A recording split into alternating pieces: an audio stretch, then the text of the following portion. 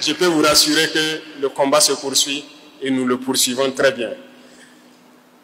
Dernière chose que je peux vous demander, ça c'est à nos mamans.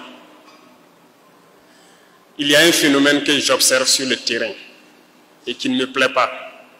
Et je veux que chacun à son niveau puisse conseiller, voilà comment je peux dire, ceux qui sont sur le terrain. Les gens ont le courage, la rage de vaincre. Mais souvent on a des pertes qu'on ne peut pas s'expliquer. Vous comprenez? Et ça, ce n'est pas intéressant. Je dis toujours aux soldats, vous combattez, mais vous devez revenir raconter les batailles. Si vous restez, ce n'est pas grave, on défend la patrie.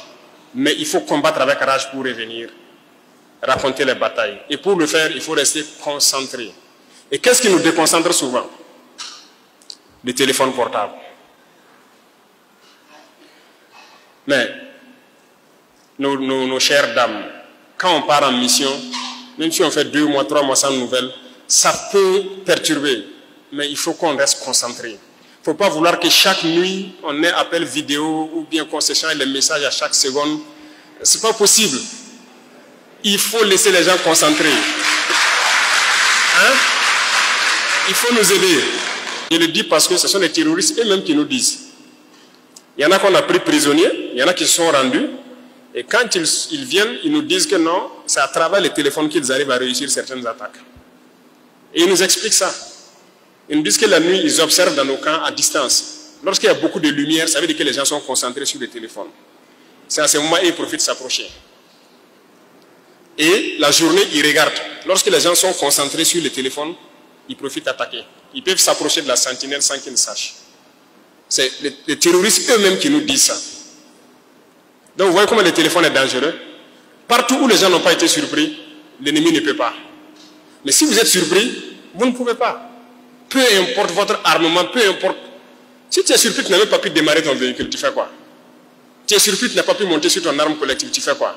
Vous pouvez faire l'expérience, vous vous asseyez avec votre téléphone, quelqu'un va venir faire tout autour de vous. Vous n'allez pas savoir. Et la jeunesse a besoin d'être conseillée. Donc ça s'adresse à tout le monde, les chefs coutumiers, les personnes âgées. Il faut conseiller les jeunes. Le pari sportif, quand je le dis pour là, encore par rapport aux soldats, beaucoup sont concentrés sur ça. Et même ils le reconnaissent. Et ça prend trop de temps. Imaginez un match, ça dure combien de temps là? C'est 90 minutes. Ils sont concentrés sur ça. Et c'est dangereux. Vous savez qu'il y a des soldats qui se suicident à cause de ça?